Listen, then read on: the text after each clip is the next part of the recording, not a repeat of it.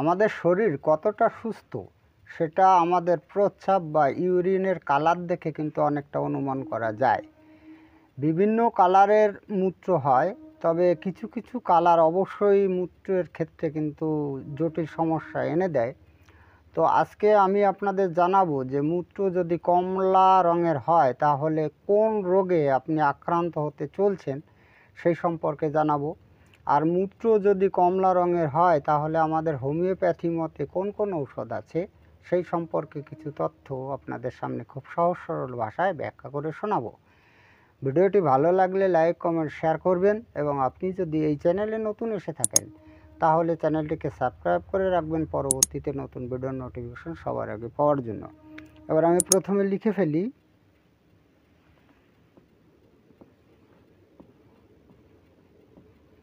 Orange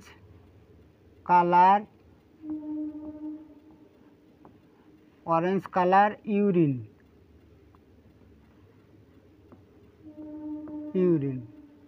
এটার মানে হচ্ছে কমলা রঙের মূত্র, ঠিক আছে? ওই কমলা ফলের মতন প্রস্রাবের বর্ণ হয়।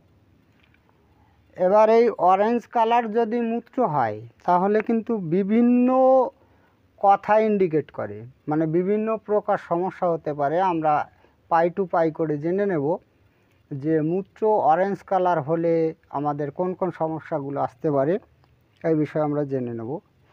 তো প্রথমেই বলি যে ডিহাইড্রেশন বা জল শূন্যতার কারণে মূত্র কিন্তু কমলা রঙের হতে পারে। একটু ব্যাখ্যা করে বলতে হয়, ডিহাইড্রেশন মানে হচ্ছে জল শূন্যতা। এই যে যারা প্রচণ্ড রোদ্রে কাজ করেন বা পরিশ্রমে কাজ করেন তাদের অনেক সময় কিন্তু জল শূন্যতা হয়ে যায়, মানে বডিতে যে পরিমাণে জলের প্রয়োজন তার থেকে কম পান করা হয় বা ঘামের সঙ্গে বেরিয়ে যায়, তার জন্য কিন্তু এই ডিহাইড্রেশন বা জল শূন্যতার সৃষ্টি হয়। এবারে জল শূন্যতার যদি সৃষ্টি হয় তাহলে কিন্তু মূত্র এই কমলা বর্ণের হতে পারে। এবার যদি এরকমটি হয়, অর্থাৎ ডিহাইড্রেশনের কারণের জন্য যদি মূত্র যদি কমলা বর্ণের হয় তাহলে কিন্তু কোনো প্রকার ভয় নেই। এক্ষেত্রে বেশি পরিমাণে জল পান করলে কিন্তু মূত্রের বর্ণটা স্বাভাবিক হয়ে যাবে। এবার ঘটনাটি হচ্ছে যে মাঝে মধ্যে মূত্র যদি কমলা বর্ণের হয় তথাপিও কিন্তু কোনো রকম সমস্যা হয় না, কিন্তু বরাবর যদি মূত্রের বর্ণ কমলা বর্ণের হয় তাহলে কিন্তু চিন্তার বিষয়। এবার আমরা জানি যে মূত্র যদি কমলা বর্ণের হয় তাহলে কি কি রোগ হতে পারে।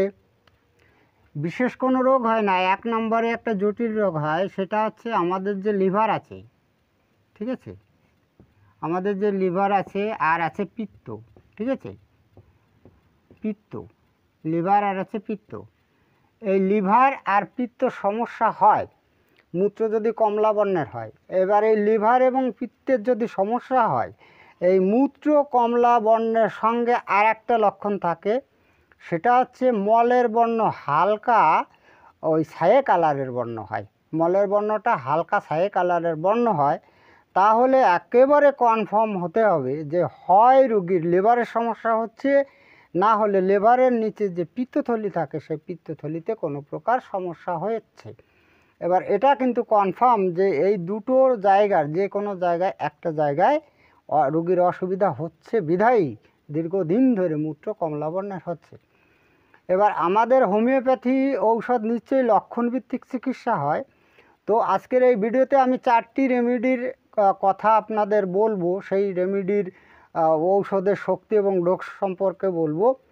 তো দেখবেন যে এই রেমেডিগুলোই ওই পিত্তের রোগে এবং লিভারের রোগেও কাজ করে। তার সঙ্গে সঙ্গে আমরা যে লক্ষণগুলো খুঁজি রুগীদের, দেখবেন যে মূত্রটাও একেবারে 100% কমলা বর্ণের। আপনি বিভিন্ন বই ঘেটে দেখবেন, আমরা সেই ঔষধগুলোর কথাই আমরা জানবো।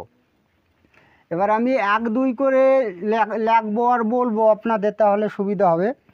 তো প্রথমেই বলবো 1 নাম্বার রেমেডিতে সিনা, ঠিক আছে, এই সিনা 30 ঔষধ কিন্তু এই অরেঞ্জ কালারের মূত্রের জন্য বেশ ভালো কাজ করে, এবং এই সিনার উপরে পূর্ণাঙ্গ ভিডিও আছে। শুধু সিনার উপরে পূর্ণাঙ্গ ভিডিও আছে এই চ্যানেলে এটা নয়, এখানে যে 4টি রেমেডির কথা আমি বলবো সেই 4টি রেমেডিরই কিন্তু পূর্ণাঙ্গ ভিডিও আছে এই চ্যানেলে। যদি আপনি এই ভিডিও দেখতে চান তাহলে কমেন্টের মধ্যে জানাতে পারেন, আমি আপনাকে ভিডিও নাম্বারটি বলে দিয়ে সহযোগিতা করব। এবার এই সিনা রেমিডিটি আপনি দিনে 2বার ব্যবহার করতে পারেন। অবশ্যই সেটা সূক্ষ্ম মাত্রায় ডোজ বানিয়ে ব্যবহার করবেন। এবার সূক্ষ্ম মাত্রায় আপনি ডোজ কী করে বানাবেন সেটা আমি এই ভিডিওটির শেষের দিকে বলে দেব। এবার আমি নাম্বার 2তে বলবো, খুব গুরুত্বপূর্ণ রেমিডি, সেটা হচ্ছে অরেঞ্জ কালারের যদি মূত্র হয়, সেটা হচ্ছে, আমি সংক্ষিপ্ত নাম লিখি, লাইকোপোডিয়াম 200। ঠিক আছে, এই লাইকোপোডিয়াম ঔষধটি লিভারের পক্ষে কাজ করে। দেখুন লক্ষণের সঙ্গে ম্যাচিং হয়ে যাবে। এবং এই লাইকোপোডিয়ামের রুগীদের মূত্র কিন্তু এই অরেঞ্জ কালারেরও হয়। তো যাই হোক, এই লাইকোপোডিয়াম 200 যদি আপনি ব্যবহার করতে চান তাহলে কিন্তু আপনাকে সূক্ষ্ম মাত্রায় ডোজ বানিয়ে দিনে 1বার ব্যবহার করতে হবে। এবার আমি নাম্বার 3তে বলবো, ভীষণই গুরুত্বপূর্ণ একটা রেমেডি, সেটা হচ্ছে PLB। এটা হচ্ছে সংক্ষিপ্ত নাম হলো, এটা হচ্ছে 30 পাওয়ারের ভালো কাজ করে। এটার নাম হচ্ছে প্লাম্বাম মেটালিকাম। সংক্ষেপে বলা হয়, মানে সংক্ষিপ্ত নাম PLB। হ্যাঁ, প্লাম্বাম মেটালিকাম 30 শক্তি এ রোগের জন্য ভালো কাজ করে। যদি আপনি 30 শক্তি ব্যবহার করতে চান তাহলে সূক্ষ্ম মাত্রায় ডোজ বানিয়ে দিনে 2বার ব্যবহার করতে পারেন। এবার আমি সর্বশেষ রেমেডির কথা বলবো নাম্বার 4-এ, সেটা হচ্ছে জিঙ্কাম মেটালিকাম। এই জিঙ্কাম মেটালিকাম আপনি 30 শক্তি বা 200 শক্তি ব্যবহার করতে পারেন। তো অবশ্যই এটা সূক্ষ্ম মাত্রায় ডোজ বানিয়ে ব্যবহার করবেন যদি 30 শক্তি ব্যবহার করতে চান দিনে 2বার, আর যদি 200 শক্তি ব্যবহার করতে চান তাহলে দিনে 1বার ব্যবহার করতে পারেন। এবার সূক্ষ্ম মাত্রায় ডোজ আপনি কি করে বানাবেন, আমরা জানবো হানিম্যানের নীতি।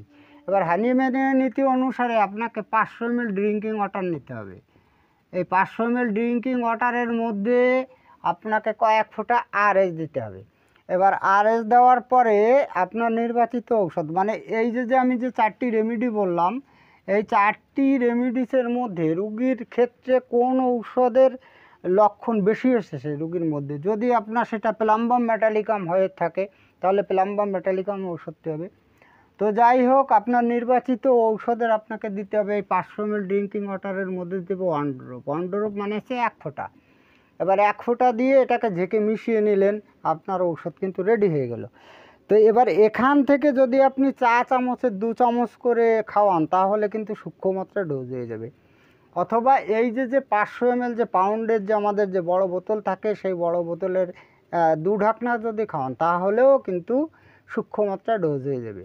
তো এইভাবে আপনি যদি ঔষধ খাওয়ান তাহলে রোগী কিন্তু তাড়াতাড়ি আরোগ্য হবে, এবং ঔষধজনিত রোগ বৃদ্ধি, যেটাকে আমরা অ্যাগ্রাভেশন বলি, সেই অ্যাগ্রাভেশনটা কিন্তু অবশ্যই হবে না এবং রোগী সহজেই আরোগ্য লাভ করবে।